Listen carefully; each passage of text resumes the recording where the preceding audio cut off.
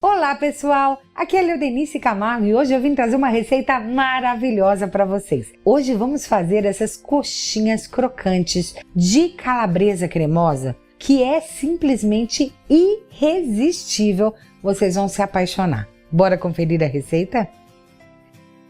Para darmos início, aqui eu tenho uma frigideira grande e nela eu vou adicionar as minhas calabresas. Eu comprei um pacotinho de 500 gramas de calabresa, tá? Eu retirei a pele dela e passei por um ralo grosso. E ela ficou desse jeito, toda ralada. Agora nós vamos colocar aqui na frigideira e eu vou refogar totalmente essa calabresa até derreter bem essa gordura, até ela ficar dourada, suculenta. E é isso que vai trazer todo esse sabor para o nosso recheio. Pessoal, quanto melhor a qualidade da sua calabresa, melhor vai ser o resultado. Tem marcas aí que não são muito boas, que elas têm muita gordura. Então vai ficar aquele recheio oleoso, sabe? Que não é saboroso de comer. Então escolha uma boa marca que é fundamental. Pode observar que aqui ela já dourou completamente, olha. E aqui está no ponto perfeito para darmos sequências. Eu vou adicionar 15 gramas de alho raladinho na hora. E vou dar uma mexidinha para refogar. 200 gramas de cebola picadinha, uma cebola grande. E eu preciso, pessoal, que essa cebola fique translúcida, tá? Não quero que doure, mas eu quero que ela reduza bem, fique brilhante. Nesse ponto aqui, ó, tá quase tudo da mesma cor, já está bom. Daí vamos adicionar os nossos tomates. São 200 gramas de tomate cortados em cubinho. Eu piquei 2 tomates inteiros aqui, com semente, com tudo. E nós vamos refogar. Nesse meio tempo, o que eu quero agora? Reduzir muito esse tomate e o restante da cebola. O que azeda um recheio, o que estraga, não é o tomate e a cebola, mas sim a umidade que eles têm. Então eu vou refogar aqui até que esse tomate e essa cebola perca todo o seu líquido. E ele vai agregar muito sabor, mas não vai estragar o nosso recheio rápido. Nesse momento eu vou temperar com pimenta do reino ao gosto. Sal, gente, se necessário, porque a nossa calabresa já é muito temperada, ó. Eu provei aqui e não há necessidade de colocar sal. Pelo contrário, como a gente reduz, potencializa o sabor. Vamos finalizar com 40 gramas de cheiro verde. Estou usando cebolete cortada bem fininha. Vou apenas dar essa refogada e já está pronto o nosso recheio aqui, tá? Eu vou desligar o fogo.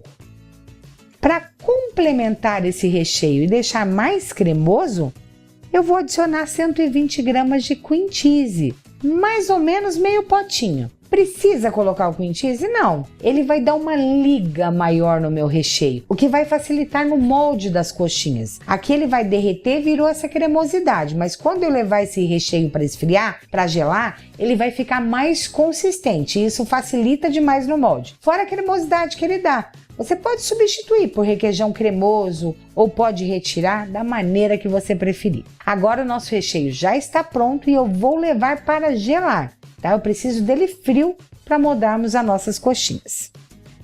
Agora que o meu recheio já está frio, vamos dar início à massa. Eu tenho aqui uma panela e nela eu vou adicionar 500 gramas de leite integral, 500 ml. 500 gramas de água, 500 ml, que poderia ser 500 gramas de um caldo natural que você goste, tá? Um caldo de carne, um caldo de bacon, um caldo de legumes. 50 gramas de margarina sem sal, 2 colheres de sopa. 20 gramas de caldo de carne, 2 cubinhos. Caso você tenha usado o caldo natural, pode simplesmente retirar os cubos que não é necessário. E para finalizar, 10 gramas de sal. 1 colher de sopa rasa. Eu vou deixar essa mistura se diluir por completo e ferver. Assim que ferver, vamos adicionar a farinha de trigo. Olha, já está fervendo, então eu entro com as 500 gramas de farinha de trigo de uma vez só. São mais ou menos 3 xícaras e meia, tá? Lembrando que eu sempre utilizo a xícara de 200 ml. E agora, quanto mais rápido eu mexo aqui nesse começo, melhor. Tá? Que eu consigo incorporar melhor. Mas se você não tiver habilidade, não tem problema nenhum, ó. Tô fazendo até devagar para vocês verem, ó. Vai com a colher, vai espatulando essa massa, desfazendo os gruminhos de farinha e vai secando e cozinhando ela na panela. Se você não tiver tanta prática, faz isso com o fogo desligado, tá? Homogeneiza bem a sua farinha e depois volta a ligar o fogo para cozinhar a massa. Eu preciso aqui, olha, gente, cozinhar ela por alguns minutos, tá? Para cozinhar essa farinha de trigo e para secar a minha massa. Olha esse ponto, já está pronta, tá? Ela fica mais firme, olha. Lembrando, gente, que a qualidade da farinha que você utilizar faz toda a diferença nesse ponto. A minha farinha aqui é uma farinha bem forte, por isso que ela secou desse jeito. Se você utilizar uma farinha mais fraca, ela vai ficar um pouco mais úmida, tá? E não tem problema que vai ficar mais fácil ainda de você moldar. Agora eu jogo essa massa aqui na bancada e eu preciso dar uma sovada nela para deixá-la mais lisa, para tirar todo o ar dessa massa. Eu já consigo aqui, olha, fazer com a massa quente, já estou acostumada. Mas se você não conseguir, não tem problema nenhum. Pode deixar amornar, tá? Ou com um rolo de macarrão você também consegue sovar. Olha como essa massa já está bonita, olha, a espátula super ajuda, olha como ficou bem mais lisinha, uniforme. E agora a nossa massa está pronta para moldar. Se você for demorar a trabalhar com ela, põe o plástico, mas deixe em volta aberto para essa umidade sair, tá? Porque senão ela vai molhar, não vai ficar boa de você moldar suas coxinhas. Se você já for moldar de imediato, não precisa nem cobrir. Olha a consistência do nosso recheio. Depois de gelado, ele fica muito mais firme. E aqui a massa eu coloquei num prato. Agora eu vou pegar pedaços dessa massa. Eu posso padronizar pesando em uma balança. No caso aqui eu vou fazer com 40 gramas. Tá? Ou você pode fazer a olho. Se for para venda, é sempre bom padronizar. Ó, eu já ponho 40, 80, 120. Peso aqui várias, tá? Para facilitar. E depois eu já modelo todas de uma vez. Primeira coisa, ó, dá uma sovadinha nela na mesa. A minha deu um pouquinho de vapor ali, então você dando uma apertadinha nela antes, ó, fica mais maleável e gostosa de trabalhar. Daí sim, a gente pega ela na mão, ó, faz tipo um copinho para colocar esse recheio. Aí eu tô fazendo aqui com 40 gramas de massa, mas você pode fazer do tamanho que você desejar. Vou adicionar o meu recheio aqui dentro, vou utilizar 20 gramas de recheio e eu dou uma apertadinha nele, ó, pra dentro para abraçar a coxinha. Eu sempre tenho um Perfex limpinho aqui do lado para mim secar a mão porque eu coloquei no recheio, tá? Daí você vem abraçando, ó, e subindo com a massa para fazer o biquinho da coxinha. Eu coloco 40 gramas de massa, por quê? Porque eu tiro esse bico fora para ela ficar bem recheada. Então eu tiro aí por volta de 5 gramas de massa. No final, a minha coxinha vai ter 35 de massa e 20 de recheio. Então vai ficar em torno de 55 gramas cada coxinha. Eu vou fazer a mesma coisa com as outras, ó. Vou pegar, faço um copinho, venho colocando o meu recheio de calabresa aqui dentro, ó, dou uma apertadinha já com a colher e depois com o dedo também. Ó, uso um Perfex porque é descartável, é mais higiênico. Ó, abraça a coxinha.